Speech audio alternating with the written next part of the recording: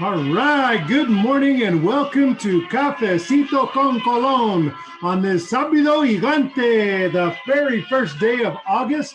Welcome and thank you for tuning in this morning. We are going to have a great time together this morning. As many of you know, I've been spending the last 9.5 weeks amplifying Black voices, and I've made 2 exceptions to those Black voices, and this morning is that other exception. Sean Leavitt, a phenomenal leader in the sector of diversity and inclusion. And I know that today we're going to leave enriched after this 1 hour together because he's got some phenomenal insights after working in this incredible and important space for nearly a quarter century, or maybe even a little more than a quarter century. So we're glad that Sean is with us this morning. We'll put up a few great links and then we'll bring Sean right to you this morning on Sábado Gigante on Cafecito con Colón. Sean, welcome. Great to be here. Thanks for having me, Brian. You bet. Coming in from North Carolina, Chapel Hill. On my second Cafecito. So all right. You gave me a good reason to brew some up. I'm pandering now, Brian. I'm pandering. That's fancy. That's fancy. You fancy. You fancy. Chapel Hill. So is that part? I'm going to show, I try and be very transparent, authentic, and also vulnerable. And here's some vulnerability. Is Chapel Hill, North Carolina, is that part of the triangle? It is. Yeah, the Raleigh, Durham, right? Chapel Hill. That's what I thought. Yeah. All right, good. Well, I don't look too... No, you got it. You got it right. You probably know more about North Carolina history than do with New Mexico history. though the research that I've done, that's on my bucket list. I've got to go there within the next year. Well, maybe we'll get you a client out of this morning's Cafecito con Colón, because part of what Sean does is incredible facilitation and education. We're going to talk about that today. In fact, that's how Sean and I first got connected by Khalil Ecolona. He introduced Sean and me, and I was so glad he did. And it was for a potential engagement to help facilitate an important conversation with a great group of folks here in New Mexico.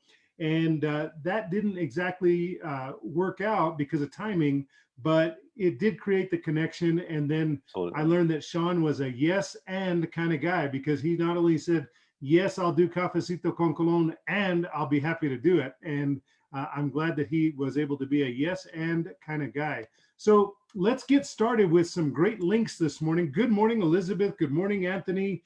Thrilled you're with us this morning. Lynn Troyan. Now, look, Sean, if you ever get the chance to interact with Lynn Troyan, you will be deeply enriched. And I know that having her, hold on a second. There we go.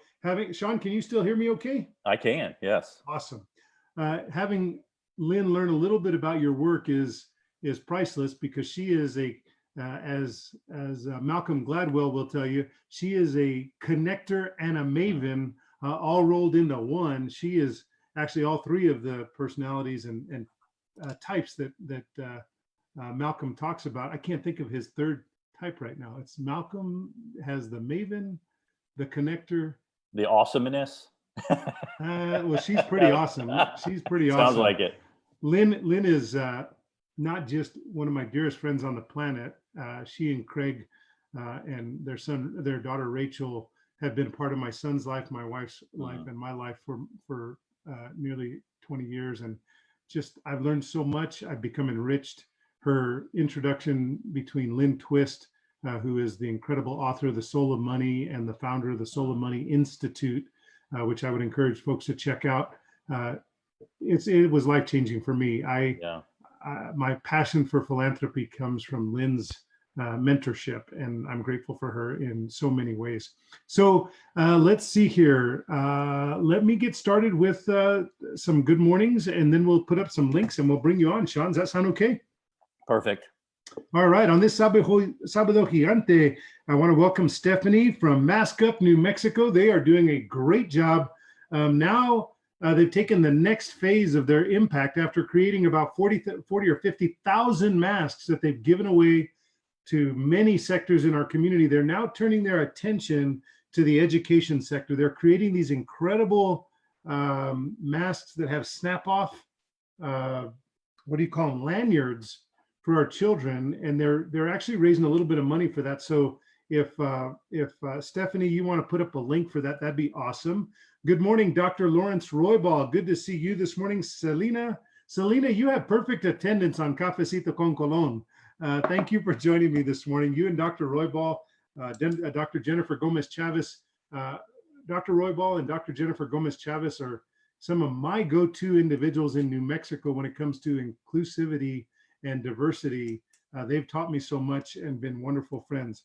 Adan Carriaga, good morning. Oh, Jeanette, welcome back. I feel like I've been missing you, but I've been seeing your post. Love you and Chris very much and think of you daily. Thanks for sharing your home with us. Chris is always doing a great job of showing off their beautiful artwork and their yard and their garden and all these wonderful things. You make me smile. Damian Martinez, welcome to Cafecito con Colon. Anik, you're another one with perfect attendance. Hey, Terrence Beal. Wow, Terrence, I don't know if you've ever tuned in. It's good to see you this morning. Terrence is a great young man who I know from San Juan County, beautiful Farmington, New Mexico. And I love his parents, love his family. He and his brother are terrific. Jason Amjadi, thank you for being with us this morning. Good morning, my brother. And good morning, Amira Rashid. Thank you for being with us this morning. And thanks for your advocacy at the Attorney General's office. You are amazing. And Latanya, thank you for joining me this morning. Okay, I better get started with some links here. We're going to run out of time. I don't want to cut Sean short at all. So let's start with some good news.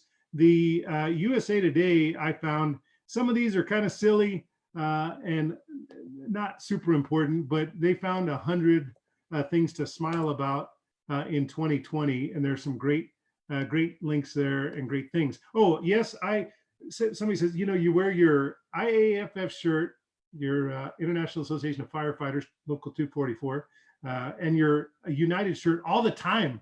And it's not that I wear them all the time, folks. It's just that two things. One, I love my IAFF. And two, I try and wear my United shirt when they have matches. And today is a match. So make sure that you tune in tonight as the New Mexico United Somos Unidos gets ready to beat those folks over there in Oklahoma. Thank you for posting that, Stephanie. There you go. There's my New Mexico United link for you today with their store. And then I wanted to post up because the game's at 6 tonight for New Mexico United. And I thought that I had pulled up the link, but you can watch that on or listen to it on ESPN Radio or streaming on ESPN Radio. They do a great job. Here it is. I knew I had it. 101.7 ESPN, the team, one of my favorite community stakeholders. They do a great job. I want to say thanks to all the folks out there at ESPN Radio. I know that my other mentor and my friends who invested in that station, they've really made that a community-based station, and that didn't change when they partnered up with New Mexico United. So I want to say thank you to the late Turner Branch, one of my, he had true believerism. It didn't matter what I was doing. Turner and Margaret Branch, they were by my side, and that meant with resources, as cheerleaders, as advisors, and I'm grateful to them. So thank you to them for helping set ESPN 101.7, the team, make sure that they are a community-based station. Hey, look at this, Lynn. There's a great story in the Business First today in their ability to shine a spotlight on good work. Our dear friend Lillian Montoya is featured there with her leadership during COVID-19. And here's another great site this morning. You've heard me talk about Wings International doing their prison, their reintegration work, their family work, their incredible education and outreach to those who find themselves in the incarceration morass, and helping them reintegrate and get educated and find the resources necessary for success. And as you know, we have a huge overrepresentation of people of color who are incarcerated, and she identifies excellence and helps people get to that next level when they reintegrate. So she's having a very cool today. This is the last weekend of the Treasured Site Hunt. And then today is the last day for Roots International or Roots Leadership Summer Camp through the the New Mexico Black History Organizing Committee, and Kathy McGill. And you know, I'm partnering with Kathy McGill on a little fundraising effort to support this camp. And if you make a contribution of $25, thanks to Jonathan Muniz, and I feel like this is a total commercial today for all these stakeholders, but Achievement Gallery, Melanie Burns, is helping me produce 48 limited edition Cafecito con Colon cups. So on one side it'll have our logo, and then on the other side it has my saying that I or my quote, I guess, which is, I've always said that your success in life will always be directly proportional to the success you help others achieve, which is why I love my mentorship and all my mentees out there that I've been able to pour into over the years. But if you make a $25 contribution to the New Mexico Black History Organizing Committee, you will receive a Cafecito con Colon cup. I got to figure out the logistics on how to get those distributed, but we'll make that happen. So Valerie, thank you for joining us. And thank you, Sean, for making that post there. That's super helpful on the Marshall Project. Absolutely. Thank you. And while we're at it, let me just give you Sean's LinkedIn page.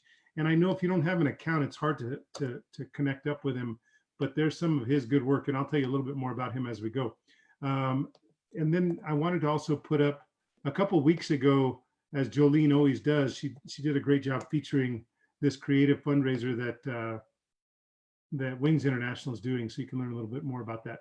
Hey, let me just also put up, because I know the next conversation during COVID-19, and on this first day of August, we're already at 9:13, so I got to hurry. And I won't talk much about this, but there's a great article that I think is going to be cutting edge on the conversation, because I think the next chapter in the COVID-19 politicization,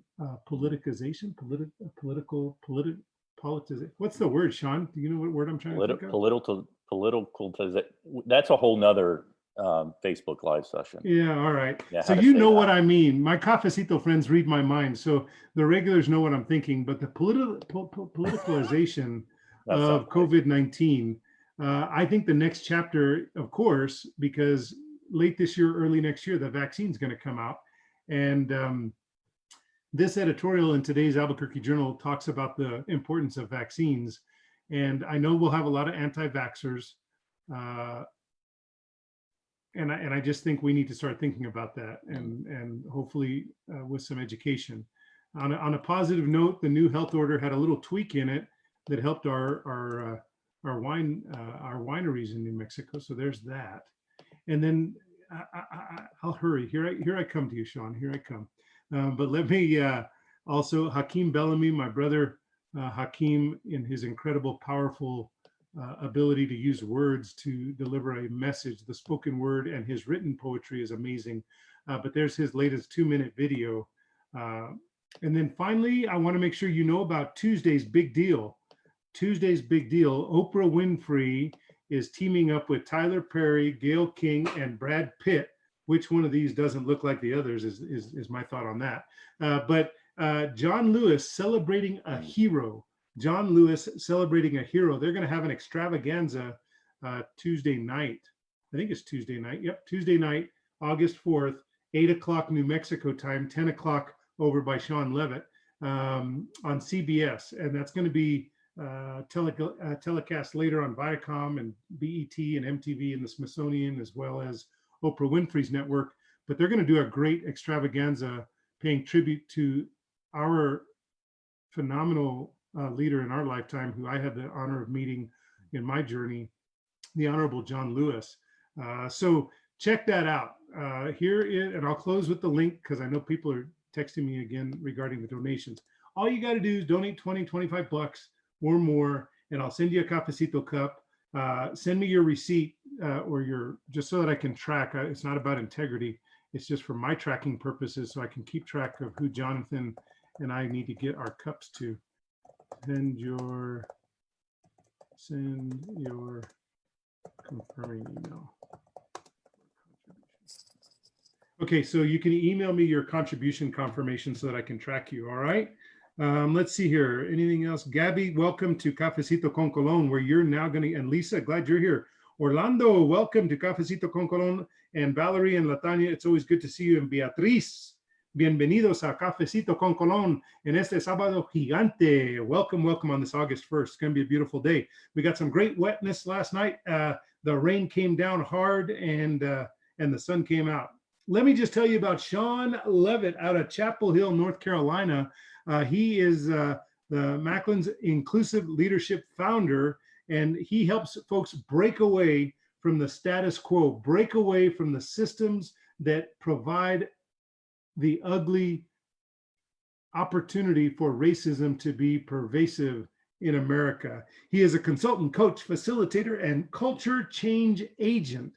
He is passionate about helping leaders transform the way they think and lead to advance their strategic plans while embracing and lifting up the principles of inclusivity and diversity in their organizations.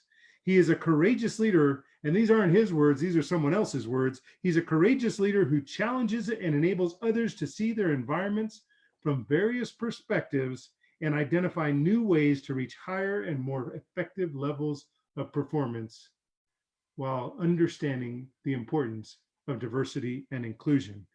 He's developed inclusive leaders around the world, not just in America, but he does a great job because he looks through a lens of having a bachelor's of science in business administration from Elon University. He holds certifications in many areas, including diversity, inclusion, cross-cultural competency, executive coaching, performance consulting, change management, innovation, and personality assessments.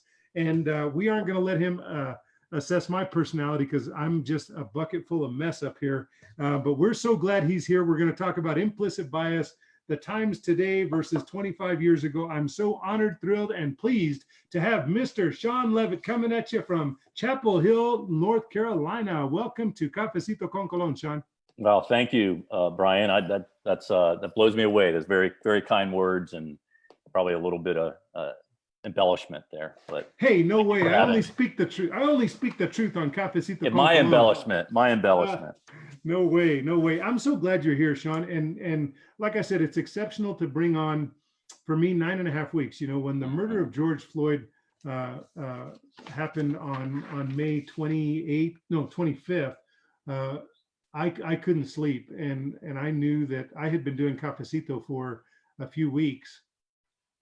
And I had to find a way to kind of process and really find myself growing and learning so that I could know better and do better and be better. And so I literally canceled all the shows that I had for the following week and only brought on women and men of color, Black men and women, to amplify their voices during a very painful week. And I thought that I'll be very candid and say that I figured I'd go a week or two. And here I sit 9.5 weeks later and have only amplified Black voices except yours and one other. And that was of Denise Balderas, who does amazing work. And she's a great woman of color from very rural northern New Mexico, up in Mora, and then Las Vegas, New Mexico. But I brought you here today because part of learning to do better and be better is also looking at experts in systems, experts in breaking down the systemic barriers that exist between people of color and people of color, maybe like me, who I'm a man of color who presents without color, or people like you who for some reason were drawn to this space of education and changing the status quo. We need to learn from the experts. And even though I look at you and see a reflection of myself, you are an expert in this space.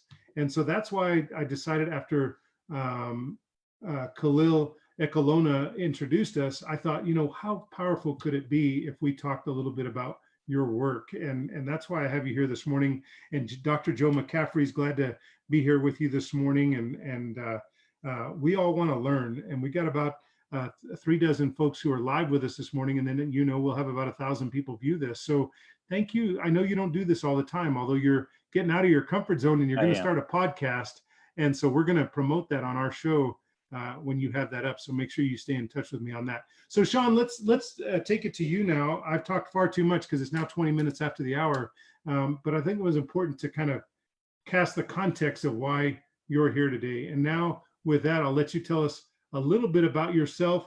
And then I want to just start with, maybe where I framed it, which is, how does a very highly educated, highly competent man of privilege go in front of Fortune 500 companies, organizations, and say, hey, look, I'm here to tell you how to embrace diversity and inclusion. Maybe you start with your journey. You've got two beautiful kids. You got twins, 19-year-olds, a wonderful partner who completes your world. But tell us a little bit about your space as it relates to finding this passion point 25, 30 years ago and deciding you were going to dedicate your life to this work. And then how do you do it so impactfully as a man of privilege? Well, again, thanks for having me. And, my first response is, I have experience in doing this work. It's hard and uncomfortable for me to accept a label of expert. I've been doing this work in Fortune 500, Fortune 50 companies, smaller companies. So I have a perspective that I come to this conversation with, and I own that experience. But I think where we are today, I think some people need to be careful of holding on to that title expert, because the world is so different today than it was, yesterday. Hey, I also want that humility. That's humility, and I think that's important for us to remember.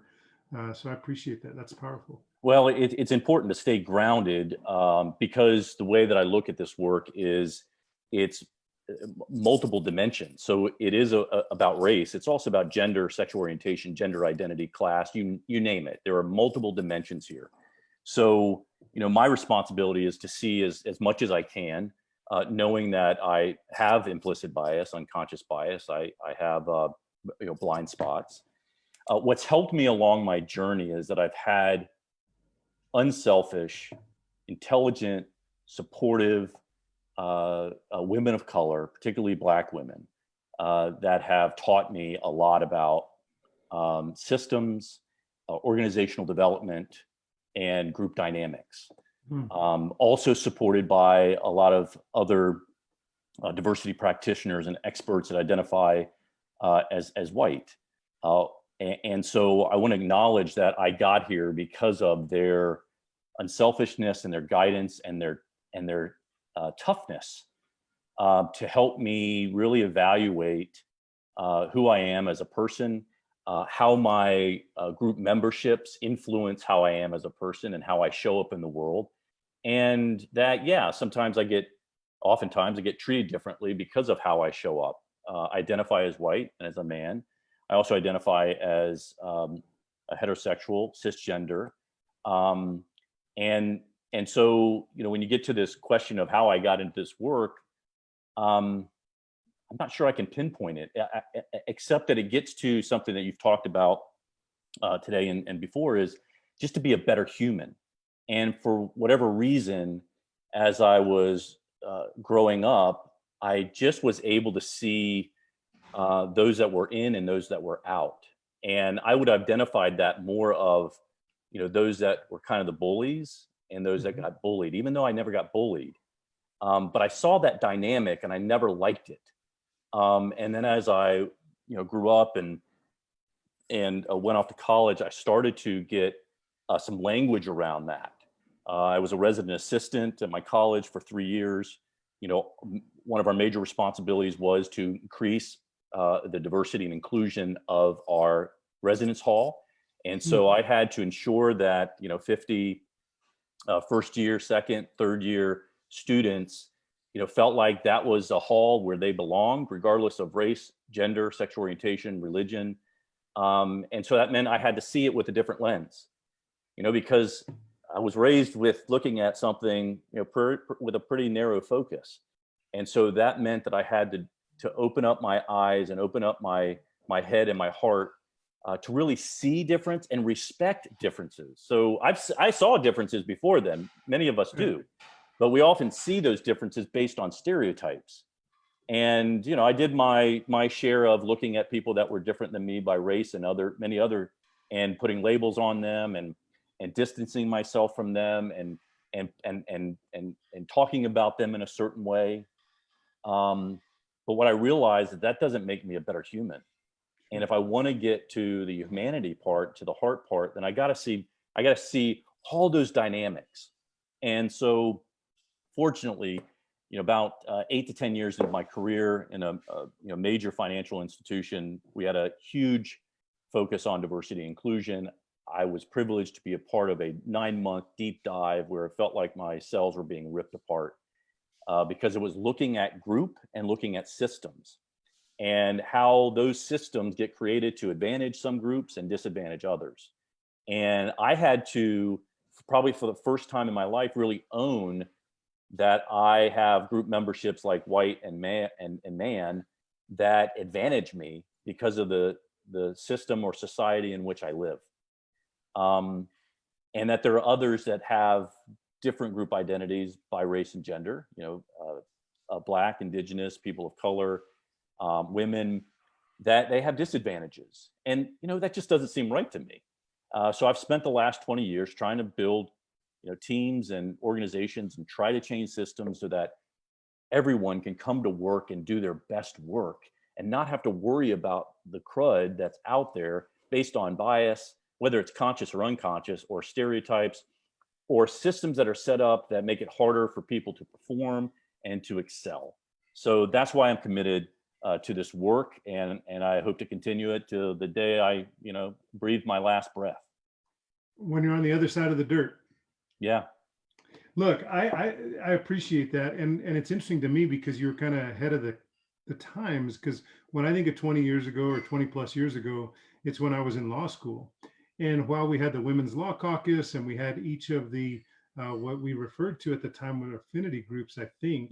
But you had the Black Law Student Association, you had MALSA, which was the Mexican American Law Student Association, which I was a officer in, and before I became the student body president. But there, we had Dr. Montoya, who was, I think, the first Hispanic female at Harvard, who was a professor there, who talked about race crit and lat crit theory and things like that. But it was hardly a ripple, even at UNM Law, which is an extremely, they were ahead of their times in terms of inclusivity, but it wasn't a pervasive, or it wasn't like the idea of having an officer of a university be the vice president of equity and inclusion, right.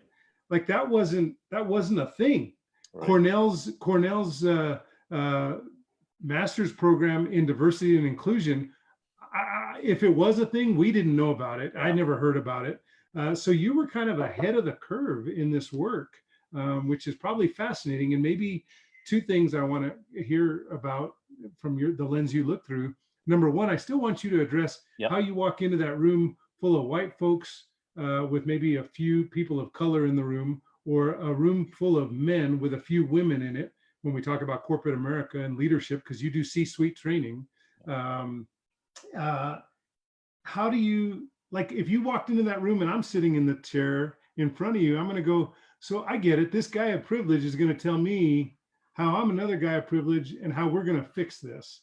And in fact, one of the things I've come to learn is, like, people of color can't change this if they don't have allies and accomplices, right? Like, we have to be engaged. But I still would have that initial reaction of going, I'd much rather see a Black woman up there telling me how I need to really understand equity and inclusion than a white man. And so you got work to do in that first 120 seconds. That's hard, I would think. Am I wrong? You're not wrong. It's not as hard as you would imagine. And that's a little bit of the unfortunate part of the story. So let me answer it this way. You start the question with, recognizing that there's bias, and oftentimes there's conscious bias or some stereotypes of what somebody looks like who does this work. So I think what we've seen because of the civil rights movement, heck, we're seeing it right now with the Black Lives Movement, is that oftentimes Black women, Black men have been leading forefront of these civil rights movements, social change and social justice movements. So, I think 20 years ago and a little bit before, those people were tapped in order to do this work. And so I think there is what I see is there's a pattern that the people that do this work look like, predominantly Black women. So for me to be up there as a white guy, it does challenge what that prototype looks like. And so, I think people may have, been programmed that success in doing this work looks like, Black or African American woman. And so there's a part of that, first and foremost, I have to own that I am walking into that situation as white and as a man. Because if I don't, then I'm not going to recognize that some of that stuff is going on, which it won't allow me to be as effective, because then I might be missing some nuance there. So I have to recognize it for myself, and oftentimes I name it. Heck, I was doing a webinar yesterday afternoon with a group of HR professionals, and we talked just this. And I really asked the question, what would it mean if you put my face on your internal internet and said I'm doing D&I work for your company? And so we talked about the bias, and we talked about what a predominantly white organization that hires a white guy to do diversity work. So what I have found is that it's beneficial, because when I'm dealing with white people and with white men and seeing that intersection, then I'm able to connect in a certain way. And this is where the unfortunate part is, then there's some affinity bias that's going on, right? So because we're familiar with each other or our life experiences, then I'm not having to overcome some of the bias that they already have. So they don't have to deal with the racial, whatever racial bias or stereotypes that might have. And I know that Black women that do this work, they have to overcome that stuff. Black women or women in general that do this work, they have to overcome that bias that they're there to push an agenda. So it's already a friction. That executive is already thinking that this is a push and not a collaborative, which is their intent, which is the head of D&I or that consultant, that's their intent, but they're having to hit that friction. So what I find is it's easier than you think, because, we can connect. I also find that, I do have some expertise as it relates to being white and being a man, because I've done the work of recognizing the patterns of behavior. So I can call that, right? And so we can have a different type of conversation, because I've lived their life experience, at least as white and as a man. What I also find, Brian, is that I hear a lot of African American or Black colleagues or friends that like seeing me in this role, because they recognize that we do have a role. And I think that's kind of this work that we're grappling with right now, is where do white people fit? And Brian, I grapple with it myself. It's like, I know that there is this stereotype or prototype of who should be talking about diversity and inclusion. And I know that I'm coming in as a white man. And so I struggle with that. It's like, where's my role? And what I have come to is that we have a role. I have a role. We've got to recognize what our role is. Especially if we're following, Black or African Americans or other people of color, we've got to make sure that we're allowing, see, there's some oppressive language. We've got to be willing to be a partner in this and not get caught in that, I'm the white savior that's coming in. So we do have a role. We need to check how we're partnering in this and being accomplices and allies. But we shouldn't be backing down from our responsibility. We know that the country as we know today was created by, people that identify as white and as men. And we created the system for people that look like that. We're dealing with issues because of that. We have a responsibility to work with others to dismantle, racism, sexism, all the other isms, so that we can, I think, fulfill this whole idea of liberty and justice for all. Love that. So that might be, too much idealism, but I really believe that. I know there are many others that don't believe that. I know that there are people going to see this and they don't want to have this conversation. They don't want white people doing the work because that challenges, where they may be in the system, and they've got some fear around that. I think that's awesome. I appreciate that. And thanks for helping me shift. And when you were saying some of the things you're saying, I also think that in some ways, maybe the initial pushback you would get from a crowd uh, and the initial resistance maybe is a little less, because when they are looking at who's delivering this D&I message is a reflection of themselves, as opposed to somebody who, whether it's implicit or unconscious bias. If you have a Black man or a Black woman or an Indigenous man or an Indigenous woman up there delivering that message, there may be some implicit bias and unconscious bias that doesn't allow the audience to receive the message at the front end, right? I guess I hadn't thought of it that way. Yeah, which is unfortunate, right? I mean, right. that is their oftentimes that's their experience is. That's right. They go in these situations and they're not heard. I could say the same thing and I get heard because, the white people, all this stuff is going off in their head of where is this person coming from? What's their agenda? Why are they so angry when the person, smiling the whole time? All this stuff right. that our Good programming, point. is just going haywire. And for me, so what I struggle with, Brian, is I have advantages and some privilege in the regular world, and then when I'm in D&I, it starts to show up as well. And that's what I struggle with a bit, and that's why I try to stay humble, because I'm not gonna get too comfortable in that, because there's always a chance to get better. And there's always different, dynamic shifting. And I just want to make sure that I'm being as supportive as possible for the people that are around me. Sure. Because when I'm operating under unconsciousness, which, I often do, we all do, oftentimes my, the outcome doesn't meet my intent. So that's why we got to be diligent. Well, you're getting a lot of affirmation in the comments, and I want to say welcome to Nina this morning, who's joined us, and Dean Mathewson. He says it's interesting how race or color of the speaker affects how messages are heard, and I appreciate. He was with us this week and provided some very powerful insights. And one of the insights that he provided was that, or hit on briefly, was something you talked about on the podcast that you did with Khalil Ekalona.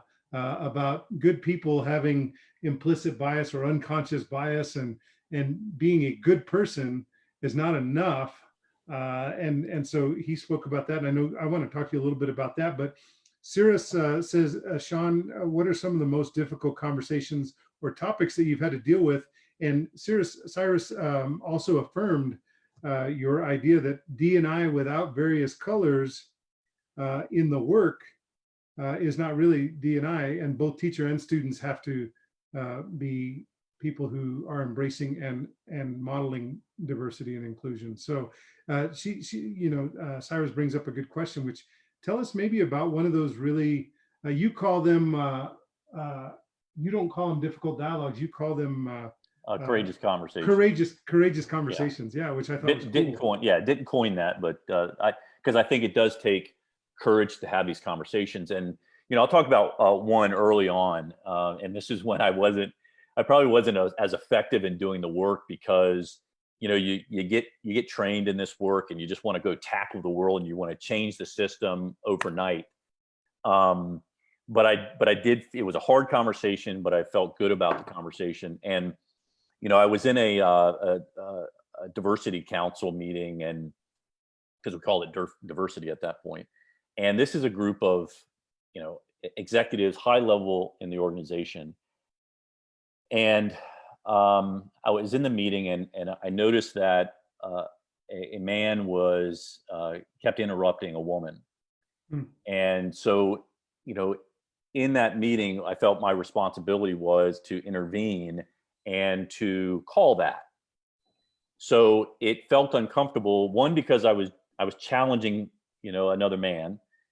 The other is that there was, all these intersections, right? So it's just not man to man. This is also an executive that's higher in the organization. So there's, there's a hierarchy there.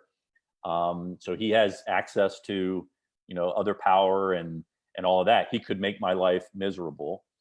So all that's playing out, but I intervene, and he gave me one of these brush offs, and what I needed to do in order to continue the development is to have a conversation with him outside of the meeting, and to talk to him about the dynamic, and to help him see beyond just him as an individual and his intent, which was to kind of contribute to the meeting, and to help him see that he was interrupting someone's voice, someone's ideas, and how that could impact engagement and relationships and really business. At first there was some resistance, but as we kept talking, it felt better. That's just one example within corporate America. There's a lot of harder conversations I have outside of that, especially with family. And these are the people that we grow up with and we're in love with, and when you have differing opinion, those are hard to have. And I have some conversations with people that they are trying to do the work, they're trying to see it, especially around race, and they've got a lot of bias and stereotypes that they just can't let go of right now, because I think some of the fear comes into play. What does it mean to let go of some of that? And what I have to do to be courageous is I have to stay humble. I have to watch my bias, especially these days with the polarization in our country. It's hard for us sometimes to open up to the other. So I have to, even though that person sees it differently than I do, I have to pause. I have to respect where they're coming from. I have to ask good questions, listen, and to better understand where they might be coming from. That way I can connect kind of where I've been in my journey, because I've been where a lot of them are. Right. I haven't always been, at this level of awareness, and to help them, kind of make that connect that I was there too, and here's what I did to move along. And Brian, I've got, I'm a lover, not a fighter, but I got fighting energy, and I want to fight sometimes. I want to fight that person that's across from me that sees race very different. They're in denial. They don't understand why people are, Black, Indigenous, people of color are sharing their voices and amplifying their voices. And I want to fight them. But what I've learned is that doesn't get me anywhere. And it is hard for me to have, to get to that level of compassion, because I feel like I'm putting something down. I'm feeling like I'm losing some sense of power, because I'm like this. But when I open up and I try to see them where they are, that's when they will better listen to me and hear some of the things that I've learned, across race or other differences. And then maybe they'll grab my hand and walk with me and get to, a new level of awareness. That is hard. That's really hard for me. And that's emotional. It's got an emotional tax, that, I have to, kind of take some time away from that sometimes, because it's not just intellectually, it's the heart. And I feel I'm all in. And sometimes people hear that and they make changes. Sometimes they hear it and they don't. And we just got to be committed to keep doing the work. I love that. And Khalil talks about that. The episode that you did, it was titled Bitter Work. Yeah. BITTER, bitter work. And some of it is bitter, and it's painful. And it's painful, particularly, as you mentioned, when we're dealing with our family members. I think it was just this week that I finally kind of disclosed and offered up my own lived experience of having, my mom's parents who, particularly my grandmother, she was racist. I mean, I'm not talking about implicit bias, unconscious bias, yes, microaggressions. She was just flat out racist. I mean, I know she was, and I feel like she got better over time, because my mom married a Hispanic male who not like me, he was a man of color and he presented with color. He was from Puerto Rico, um, and my grandparents, disowned my mom for a little while, but ultimately became very endeared to my father. And I think they got better, but they used words that were very painful to describe Black men and women. And I've never forgotten that. And I lost them when I was super young, but I still knew, like we're talking like I was 10 and 12, and I still remember at that time being uncomfortable with the way they spoke, people of color. Yeah. And so anyway, those Hey, conversations I think are the ones that are most difficult and painful, and have yeah, the biggest tax, as you call it, emotional tax. No one said that on Cafecito con Colon, but you said that and it hit me, emotional tax, which then led me to think, my goodness, how much are Black women and men paying in emotional tax? yes, I mean, unbelievable. Because if that's a small emotional tax for me, right. what's the converse of the journey for the Black men and women out there? I posted up, hold that thought. I just wanted to say, I posted up, and thanks to, I don't remember who sent it to me, but they texted over, oh, Nina, thank you to one of my fantastic mentees, Nina Chavez.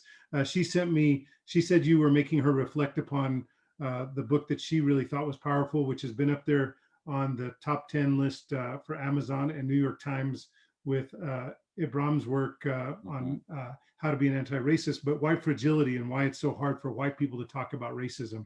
So thank you for leading us to that thought. But go ahead. What were you going to say? I'm sorry. Well, I just want, because I just want to connect to the emotional tax for, the others, and that's why any idea of differences. But you named African American and Black people, so I talk about, having that conversation, a courageous conversation within, a race.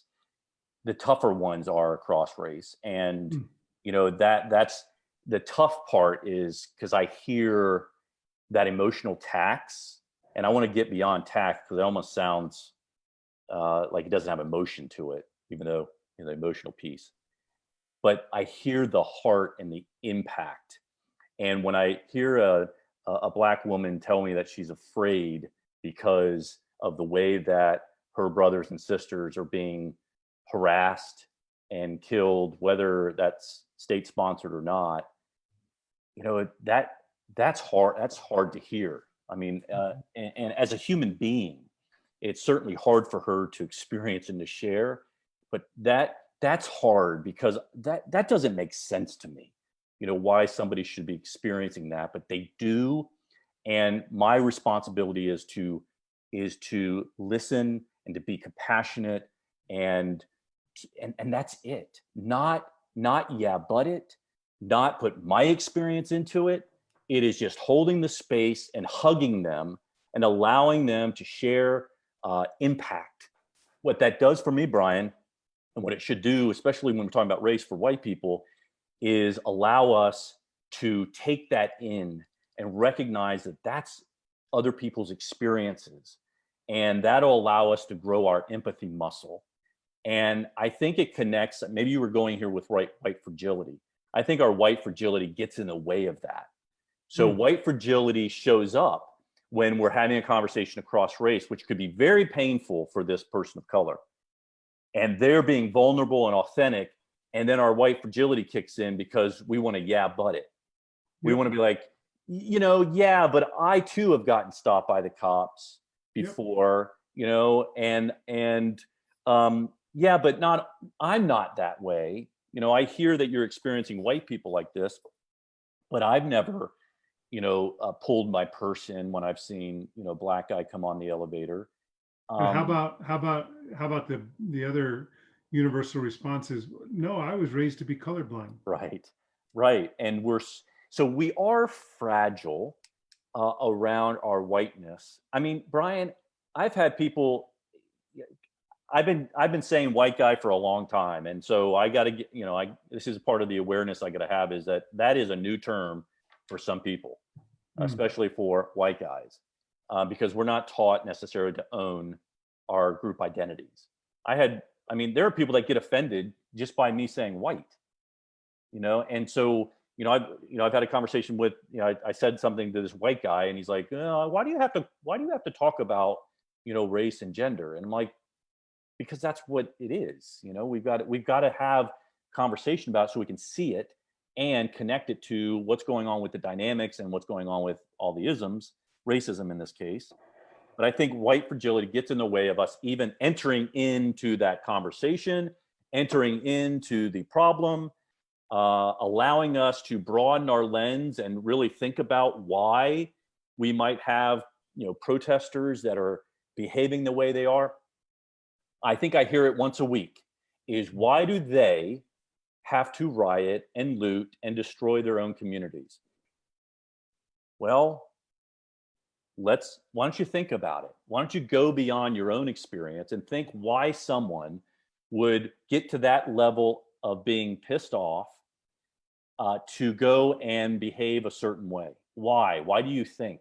That's the work we got to do, and we got to see where whiteness comes into play at the group level, but also at the system level. So how does whiteness contribute to that? I always like to have, when I'm having conversations, is where's the white part of this? So if we're talking about Black Lives Matter, well, what about whiteness makes that possible? Why is there Black Lives Matter movement? What about whiteness is why we see some of that, or other, situations that people are showing up fighting for, equality and equity. That's fascinating, because I think, we've all, many of us, particularly in the professional sectors, we all are familiar with, find your why, right? Mm-hmm. And so we've been, for the last 10 years probably, or I don't know when he first released that YouTube video that tipped, and then he made gajillion dollars selling millions of copies of his book. And now we've got some great people actually in New Mexico that are doing phenomenal work in finding your why. But we always talk about it in the internal. What's my why, right? Why do I pour into so many mentees? Why do I do the work I do? But we never really think about what you just said, which is, why are they? And then fill in the blank. Why are they looting? Why are they protesting? Why are they marching? We just wonder. Yeah, I don't know. That's an interesting way to put it, as to their why. And I'll say what I'm finding with having dialogue or conversations with other white people, and I've had, I've created webinars. I'm not charging for these webinars. It's just I want to have white people around and for us to be talking about race. What I'm finding, Brian, is that there is a greater interest than I think there's ever been. People are wanting, they're struggling with, or not struggling, they're wondering and they're exploring that why related to race. And so wouldn't it be great if we got to that point of, at a group level, the why?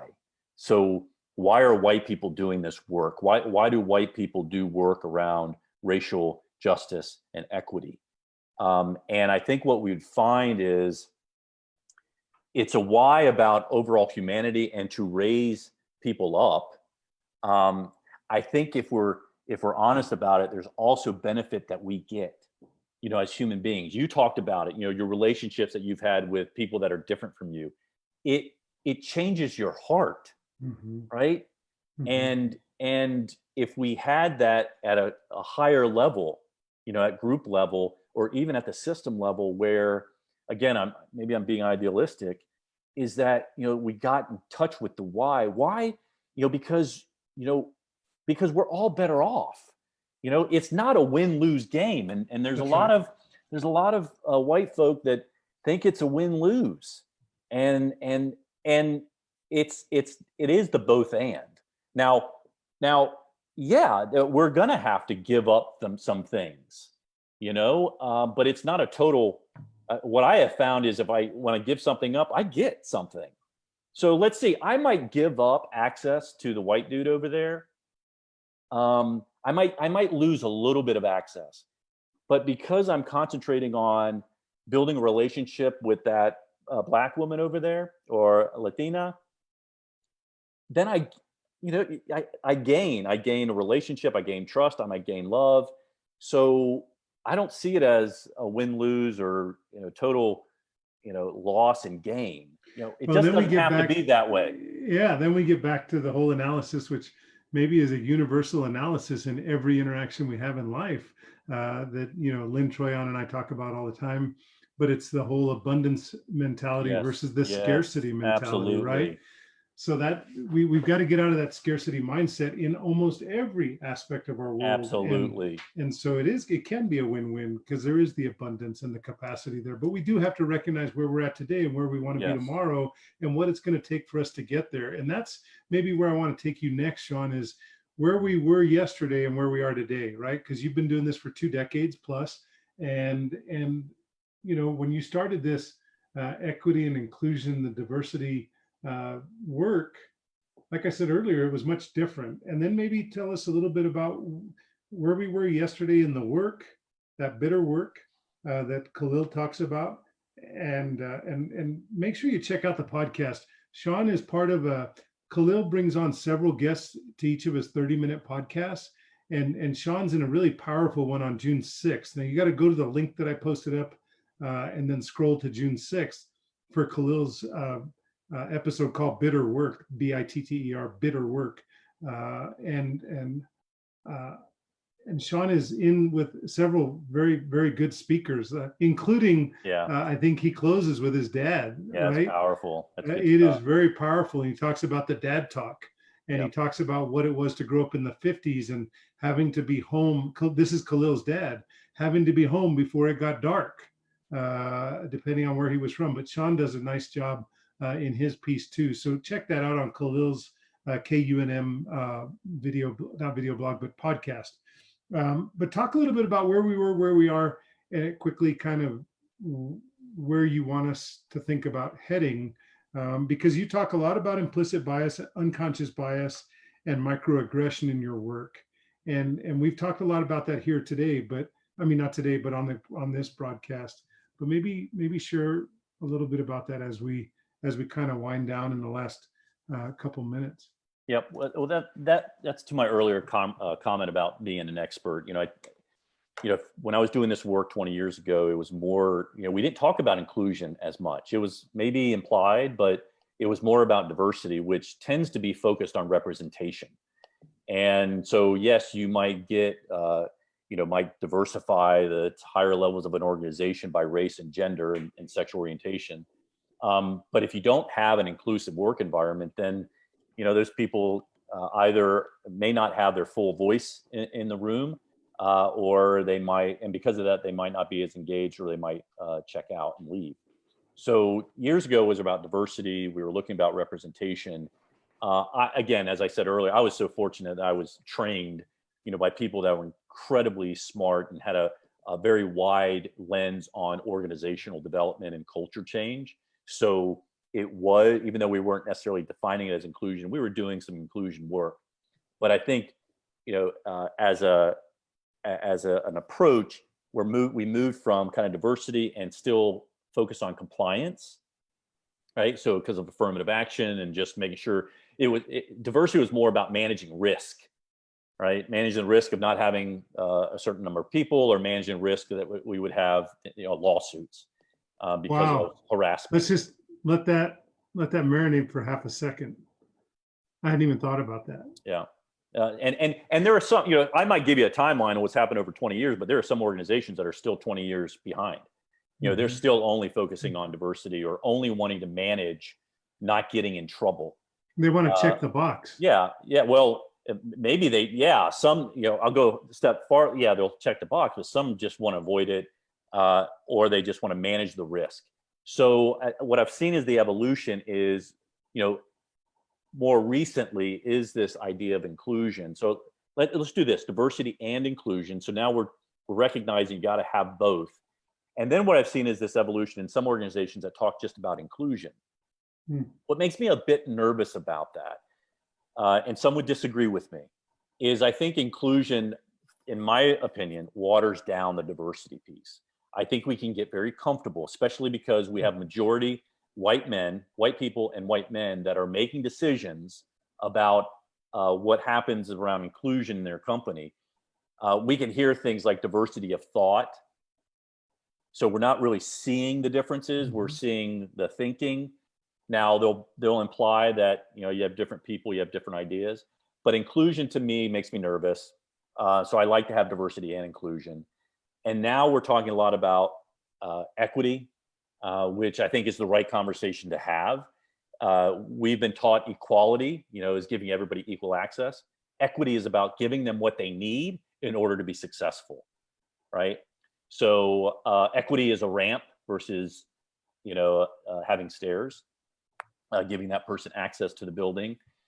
And we're also talking about belonging right now. We're talking about safety and belonging. And so, like I said, there are some corporations like PwC, PwC. White. Yeah, I think I said that. Yeah. PricewaterhouseCoopers. Yeah. Yep. I was mixing the P and the W and the C. Leading the charge. They're being progressive and they're doing a great job investing millions. I think they're serious about it. There are some organizations that, they're starting out, they're serious about it. They may not know what to do right now. So they've got a toe in there. There are some organizations that, some of this is window dressing. They're protecting a brand. They're trying to create, a persona that this is real for them. And like I said, there are some that aren't even connected to it. The clients that I'm working with today, they're serious about it. They know with all that has gone on in the last few months, they know it is important to take a stand, to communicate what they're going to do, and to demonstrate action. And what I counsel them on is, if you're going to talk about it, you got to demonstrate the action, because not everyone, but many people are suspect. They have a good reason to be suspect, and they're going to hold you accountable in one way or another. And so if you, as we saw, you can go out and post a letter about Black Lives Matter, or do a hashtag, or do an ad. Well, if you're not doing the work inside the organization, then you kind of showed your hand a bit. That's not to say, I am recognizing that organizations are on a journey. The executives are on a journey. And I'd like to meet them where they are and help them see where we need to go.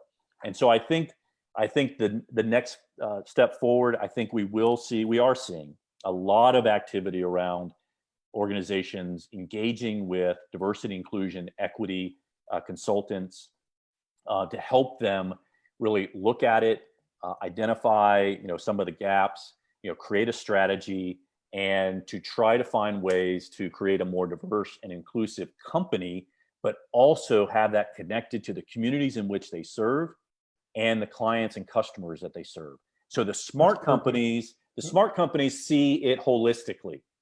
It's not just about their employees, it's about their communities, and it's about the markets. And final thing I'll say, Brian, is what's also kind of cool is you have some of the investment companies that are putting some pressure. So we know, those companies that they're out there and concerned about their stock price. They need to keep their investors happy, and so you've got a lot of these investment companies that say D&I, diversity inclusion, is important. You've got to demonstrate that not only by your language but by your action, because they do believe that a more diverse and inclusive company is a more productive and profitable company. So I think that helps drive that's kind of that business side of it. And then culturally, we've got a lot of activity going on, and more people are getting involved, driven, certainly led by Black, Indigenous, people of color, and younger generation. I think that the millennials are killing it in terms of showing up. And I follow a lot on social media, and they're presenting information in such a simple way that, with them leading the way, I have a lot of optimism of how things will change in the coming years. Which is a great part of the runway to land this plane, optimism. And I want to share with you the last link on here. And Sean, you've been awesome, and I hope people will reach out to you. They can get your contact information through me or through that LinkedIn. connect up. Obviously, you're a great communicator, and I appreciate the lens you look through and the work you've done for 2 decades. It's made a difference, and the optimism that you end with is one that I also wanted to end with, because I found John Lewis's op-ed, and they brought it in front of the paywall. I think the first day they had it up, it was behind the paywall, which really kind of pissed me off. But the New York Times did put it in front of the paywall now. But his letter to the world that he asked to be released, my hair is standing up, after he passed. And the optimism that I got from that was kind of the pull quote. It says, through, or it says, together you can redeem the soul of our nation, and yes, we can. He says, though I am gone, I urge you to answer the highest calling of your heart and stand up for what you truly believe. And there's the full editorial is on the link that I just posted, along with an audio version of it. The reader does a decent job. I wasn't super, well, let me just leave it at that. He does a decent job of delivering it. I think of all these incredible Black actors that could have delivered the audio on that, and I bet they will over time. But this editorial, or not, editorial is opinion piece that Congressman Lewis wrote, and only to be released after he passed, is extremely powerful. He talks about the lens he looks through being created by the very painful murder of Emmett Till, right? And I could go another 10 minutes, so I won't do that. But I'll just say that thank you for that optimism. I hope that people find the optimism in the opinion that was written by John Lewis, who we lost. It was released 48 hours ago, and I posted it yesterday or day before when it was released. And like I said, it's no longer behind the paywall. So if you went to go get it and you couldn't get it, you can get it now. So please take some time on this Sabido Gigante to read that opinion. Sean, thank you for being with me.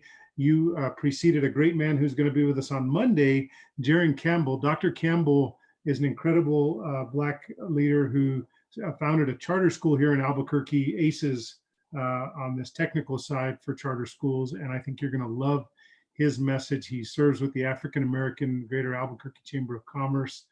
He's a phenomenal just thinker. He and his wife's a doctor. She's an MD, but he's a doctor in education and just a great voice in our community. So thank you for joining me today. You've been awesome, Sean. I hope that you and I get to stay in touch. Me too. And I want to bring you to New Mexico. Yeah, well, I'm it's on my list once we can travel safely. And Brian, I just want to say thank you for all that you're doing and creating a positive change in the world. Well, it's an honor to do it, and I'm grateful for the folks that tune in daily to Cafecito con Colon, and I'm grateful to people like you who say yes, and yes, I'll show up and I'll continue working to make the world a better place. You have a great day, Sean, on this terrific Saturday. Thanks for making time for me. Bye. Bye-bye.